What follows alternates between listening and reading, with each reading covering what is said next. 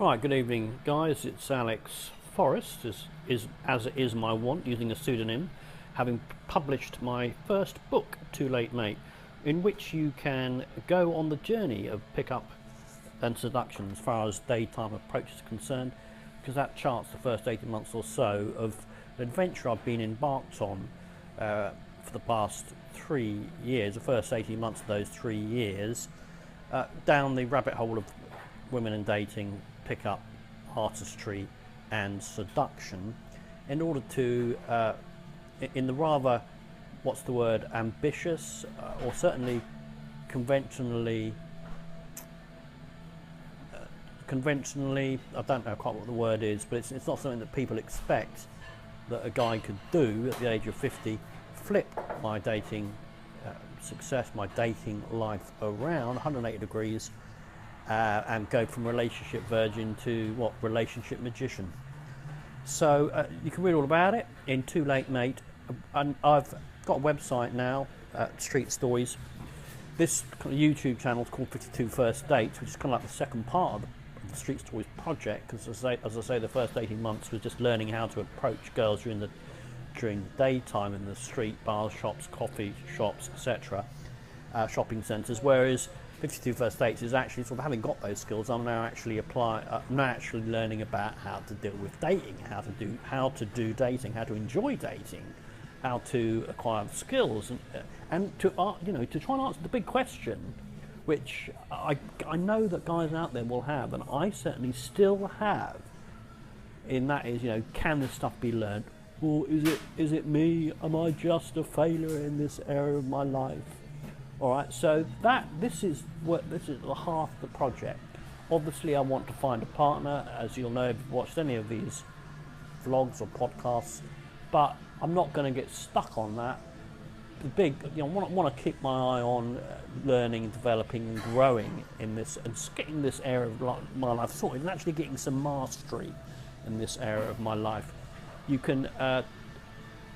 If you email me at alex@streetstories.co.uk, I will email you the first 25 pages of the book, Too Late Mate. Just going to run through the geek stats of the geeks out there. I have now been on 30 first dates. I have 16 of them proper dead, although are they ever dead? And I just do wonder, as I gain an experience, whether I'm going to discover that they're just like aeroplanes in the air traffic control, where the aeroplanes have fallen off the edge of the dish, the radar dish. Actually, they might come back onto the dish in a later life, because women and dating is a little bit like the Bermuda Triangle. The Bermuda Triangle meets an air traffic control centre, that's what it is. So a girl, bing, can reappear on the dish long after you've thought that that the plane's crashed. So 16 dead. 3 girls I've had sex with. 3 are still remain what I would consider to be strong leads. 4 are weak leads, but still leads, and they may yet happen. These are all girls who I've had at least a date with, by the way. Then I've got 4 that are just logistically problematic. There you go. Out of 30 first dates, I would say that I've got 14 aeroplanes remain on the radar dish. Where do I begin with the story? So I met her in a shopping centre. I had to use Google Translate. All right, she's 31. She's beautiful brunette, kind of a French, smouldering French look, lovely arched eyebrows, quite sort of sexy eyebrows. Nice figure, really important to me. And just the main thing about her was the way she was dressed, the way she carried herself. And actually, she turns out to be in the beauty industry, and she is quite sort of senior in that, quite ambitious in that industry, and she just sort of was dressed sharp and sexy and tight, nice fitting jeans, sharp, smart. It was a Saturday afternoon, stilettos and a cool blouse, that showed a bit of cleavage, lovely earrings, and just a beautiful jacket and great sort of Michael Kors type handbag. Anyway, class act in my book. So I couldn't believe it when she said, "Oh, give me 5 minutes." Anyway, I won't go into the detail of the approach. You can listen to about all of that in the date vlog that I did on date 28. I'm just going to talk now about the second and third date. So the second date occurred, this is the Sunday night, on Friday night, and I knew it was a strong interaction because we had been on basically an instant date that lasted 2.5 hours. As you will learn if you, as I say, I do urge you actually to listen to vlog 28, date 28, before you listen to the rest of the story. But basically, it's been a great instant date, and there've been some escalation, hand holding and such. And I took her out, went out for a walk around a park. So yeah, it was kind of nicely set up, and it all looked as if this was going to be a victory, right? So then I get to date 2 with her Friday night. I fly into the country, and I'm like, right, so she's texting, but the communication's not great because sometimes she's texting in Russian, sometimes I'm having to translate her Russian, and then I don't really know whether Google Translate is working all that well, to be perfectly honest, and whether she's actually getting the messages and understanding the messages that I'm sending her. And I tell you what, the texting game is a real minefield. People, do talk about saying how little a part it plays, but it does play a huge part because you can cock up a warm lead. You can cock up a good interaction with a girl if you are, if you fuck up the logistics on the text, on the texting. So I was using Viber, which is what Russian girls use, rather than WhatsApp, and it was a bit touch and go. I didn't know, partly for logistical reasons. She'd indicated that she was coming back into town this weekend, but I didn't quite know whether she'd be sort of, whether it was really on. But she then started to talk about staying in a hotel, and then she then started to talk about staying in my hotel. And there was this whole sort of delicate, it did feel a bit like air traffic control, taking a plane, except in this case it's a plane that's lost an engine or two and the wing's broken and there's a storm. Yeah, it felt like I had to do quite a lot of work to guide the aeroplane down. Fortunately, I managed to get this particular aeroplane down onto the tarmac. In fact, in a way, spectacularly so, because I ended up getting her a room in my corridor in the same hotel, about 5 meters away. So I thought, wow, cool, I've made it, I've got the plane down. Little knowing, of course, that actually getting the passengers into the friggin' arrivals lounge and through passport control was going to be a whole other operation. Anyway, so we had the second date, and what did we do on this second date?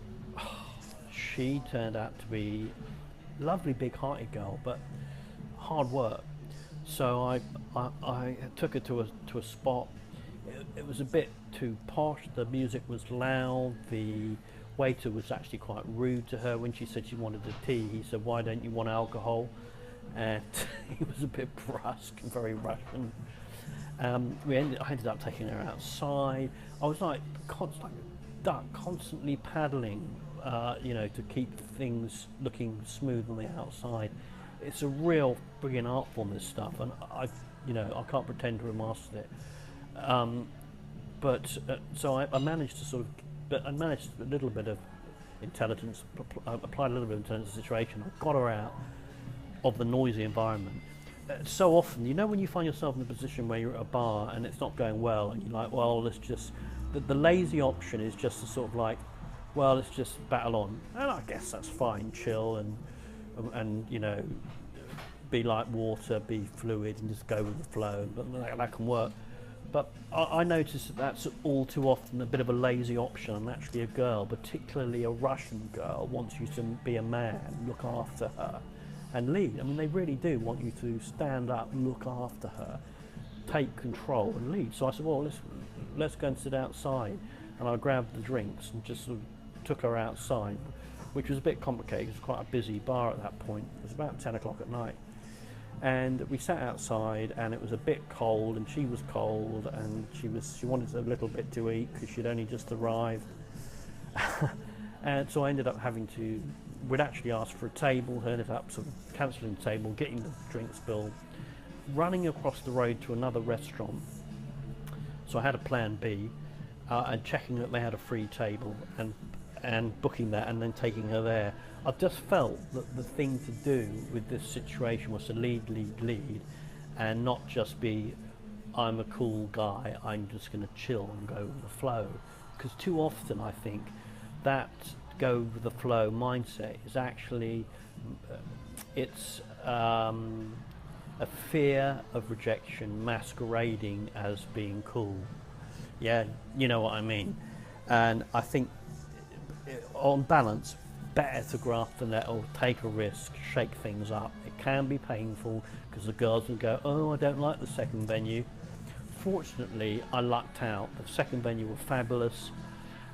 We had a bite to it, had a drink, and then we went back to the hotel. And by then it was well after 11, and I managed to get myself into a bedroom, which, as I say, was just down the corridor. And then she was at some point, she was on the bed, and I was on the bed too, like craftily got myself onto the bed next to her. But she was a bit like lying there like a rock, and there was like a big no entry kind of sign. I nevertheless battled manfully on. I got on top of her, straddled her. She went, please, please, please, Alex, go, please. Go back to your room. Go back to your room. And I didn't know whether or not this was the moment when I needed to man up and to just sort of slap her about a bit and say, shut up, love, come on. Or whether to do the opposite, which is just to roll off completely, go and sit down at the desk, flip open my laptop and write some emails and completely ignore her. You know, and anyway, in the end, I did flip over the laptop or went and played with my phone, but I was in her room. It was a bit odd. So in the end, she kicked me with her feet. God, as guys, we do need to take a lot of blows, don't we, on the way up the mountain. She kicked me with her feet and said, please go. And she said, I hope you're not mad, are you? And I guess I thought that she's just saying that I just made the decision to read that she's just saying not now. Yeah, not now, but I'm not saying not ever. And she had booked the hotel for 2 nights. So I did know at that point that, and having read the strength of the initial interaction, the initial instant date, I felt that this was more her playing a game, frame testing, and that I should be chilled and go back to my room and live to fight another day. So now, date 3, which was last night. I kind of in a way didn't follow the rule book all that well, because she went out for a conference. She's here for a business conference. She was out all day. We'd arranged to meet in the evening at 7 o'clock, and needless to say, she was really rather late back to the apartment. The girls are just phenomenally unreliable, atrocious timekeepers. I don't know how it is they keep ordinary jobs down, but of course, as we know, a woman can be a perfectly good skilled person in the workplace. When it comes to affairs of the heart, it's just like a whole different script, isn't it?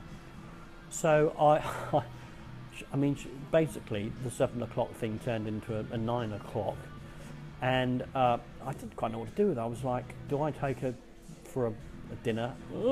Big red light, don't do that. Do I escalate hard the minute she gets back? I'll whisk her up to her bedroom and try it on. What do I do?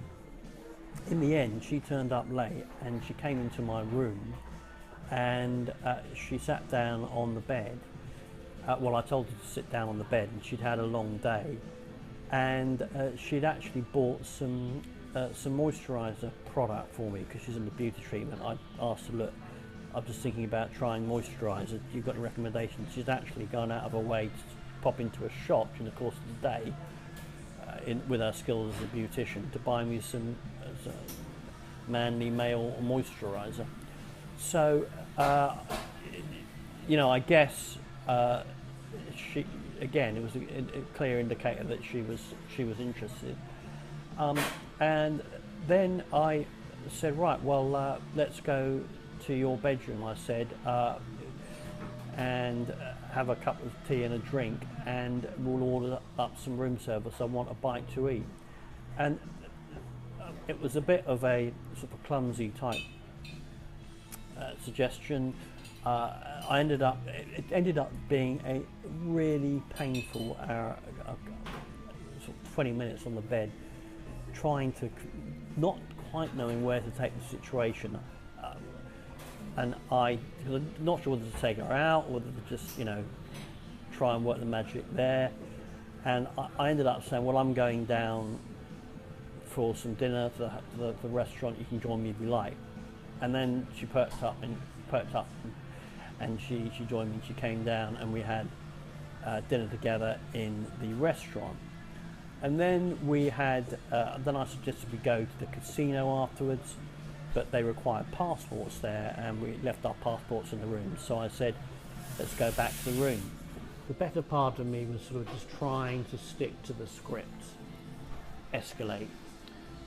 So I took her into the lift. I took her up into my bedroom, and then I can't quite remember how now, we ended up in her bedroom, and I was fully clothed. I had my laptop with me. I brought my laptop so we could play some music and I could create a mood.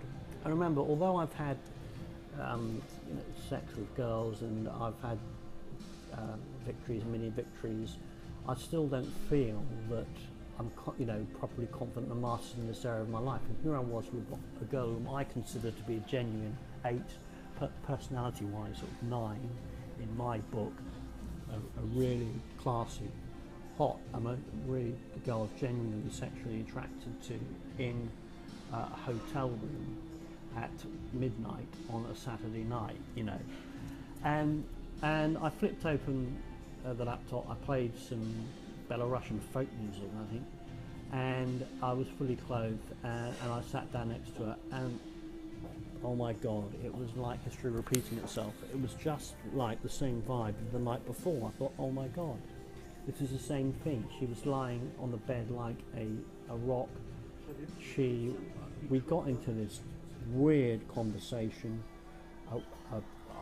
I don't even know quite how it happened, but the end of it was, I said to her in a teasy, jokey way, I'm not leaving this room.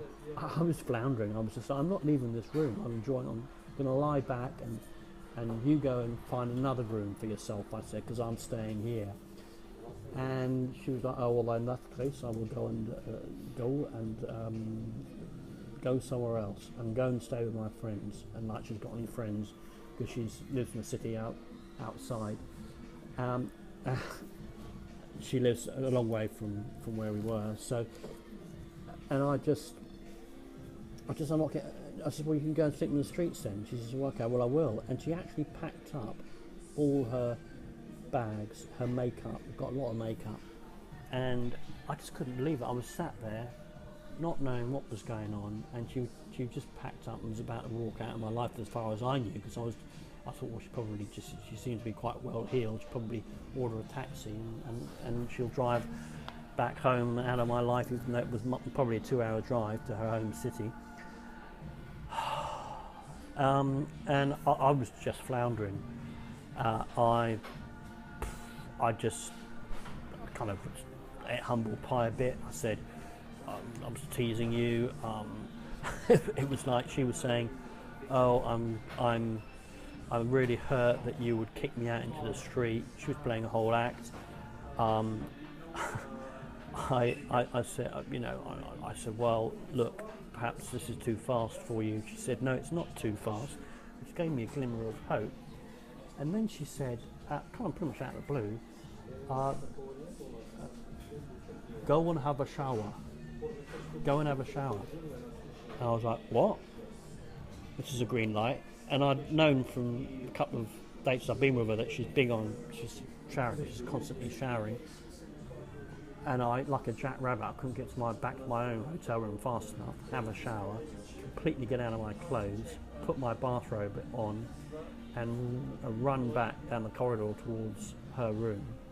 And I got in there, she was in her bathrobe, she was making me a cup of coffee, she'd made a cup of tea, and there I was with nothing on except the bathrobe and a couple of condoms that I'd slipped into the pocket of the bathrobe.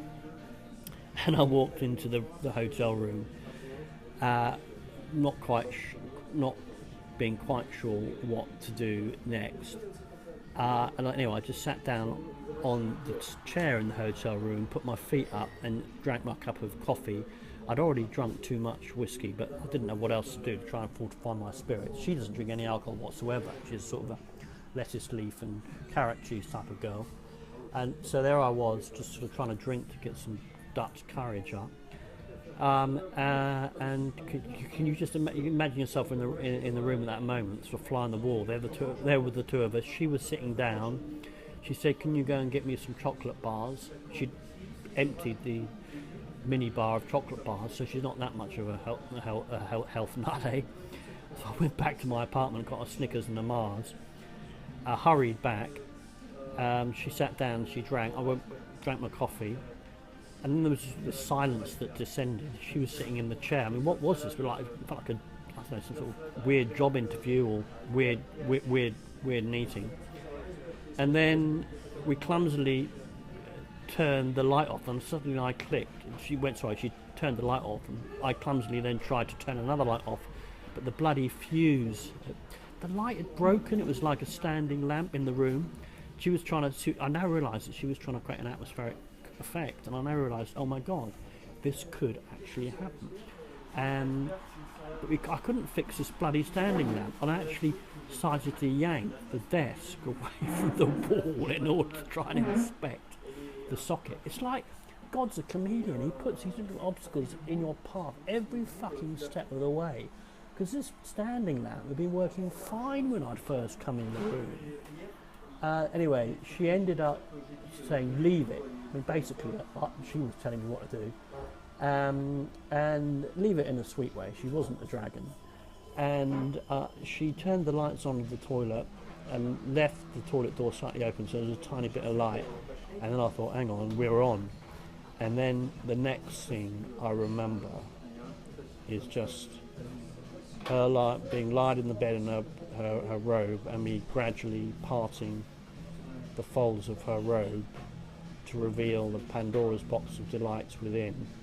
It was, basically a deeply spiritual moment in my life, just unfastening her robe and she letting me do it. By now she was completely compliant, and I just sort of unwrapped her like the most fabulous Christmas present you've ever been given in your life.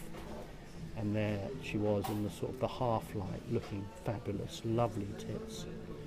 And I just went to work. So this is a PG-15 podcast, so I'm afraid I'm not going into the delightful details of it, but suffice to say, it was the most magnificent, magical, majestic fuck of my life. And we tried every position, and she was as adventurous, if not more, than I was.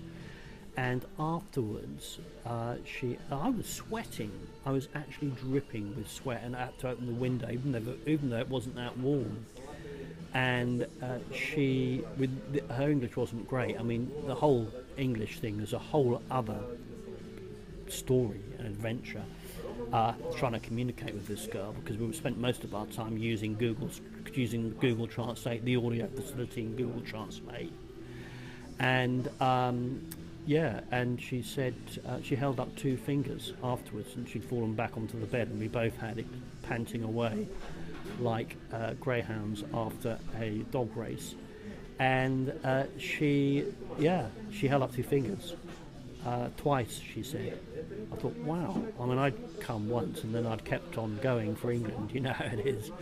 And but she had just kept on going and kept on going. So I'd just been proper manful in there and really kept going as long as I possibly could, long after, yeah.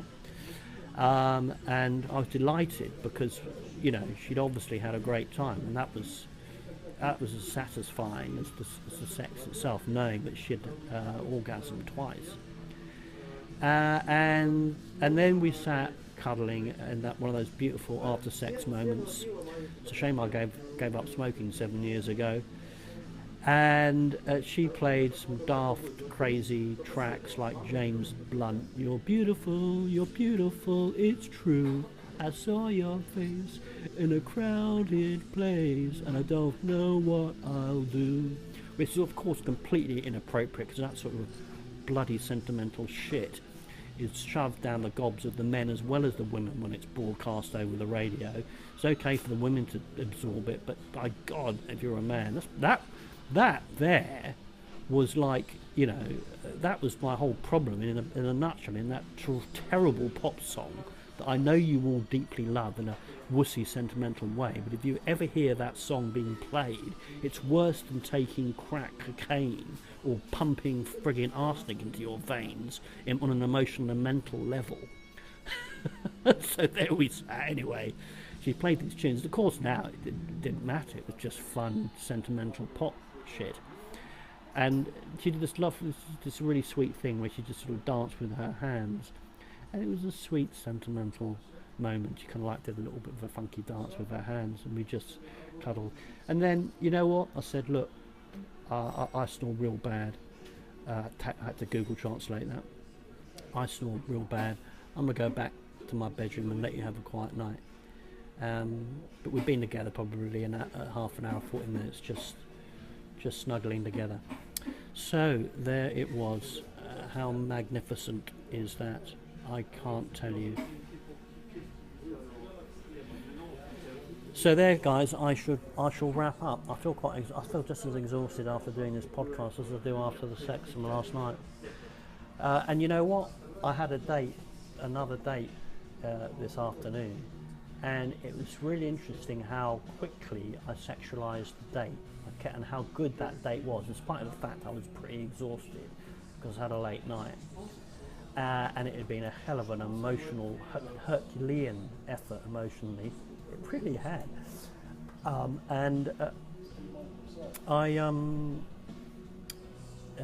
had a great date with another girl that very same afternoon. Another beautiful, tall, hot Russian blonde. I sat there with her for an hour and a half. You know, like knowing, like at the casino, you've already got money in the bank, so you might as well have a bit of fun. And I kept the date short. It was beautiful. I was properly teasing her. I called her a monkey. I kept giving her that nickname. She was just loving it on this date, and I kept it proper short. I ended the date. I held her hands a lot. I held her leg. I stroked her hair. Very sexualized, very quickly. And I think that date, which is just another first date that you'll be hearing about on a vlog shortly, was kind of like a buttons, or it was like a little epilogue or a coda to the friggin' Herculean battle that I'd fought over a long weekend here in a mysterious and magical communist city, because, you know, it is all about this fast escalation. And now I can see so much, and I think this is so important to acknowledge what I've learned. Is that, you know, when I look back now at all these sort of old dates from a couple of years ago, and I will fall back and make the same mistakes going forward that I've made then, but at least I will now have this new knowledge that actually fast escalation works. It's what women want. That it doesn't mean you have to necessarily go all the way and turn that girl into a fuck buddy. What it's doing is it's signalling and telegraphing to the girl your intent, your romantic intent, that's the roles that you're playing. And I think you know, if I could point to one sort of failing in my life, and I think this resonates across the channel, certainly the English-speaking world, and certainly Western Europe, it is this deadening, this bludgeoning away of the man's masculinity, in the area of him actually being clear, not necessarily conversationally, but I mean physically, the way he's projecting himself to the girl when he meets with a girl for a drink or a coffee or something, like I did this afternoon with this hot, tall, a Russian, let's call her a monkey girl, blonde monkey girl. You know, it was such a magical hour and a half, because it's so effortless from the, I guess, as a result of the battle that had been waged over the previous 2 days. So thank you for tuning in. I look forward to podcasting and rounding up in the future. I am feeling quietly confident now that I might well hit 52 verse dates by Valentine, February 2018, which will be the year point from beginning this project. And I also look forward to, giving you a further update on the next roundup podcast about how it's gone with this fabulous beautician, with whom I have now right royally sealed the deal.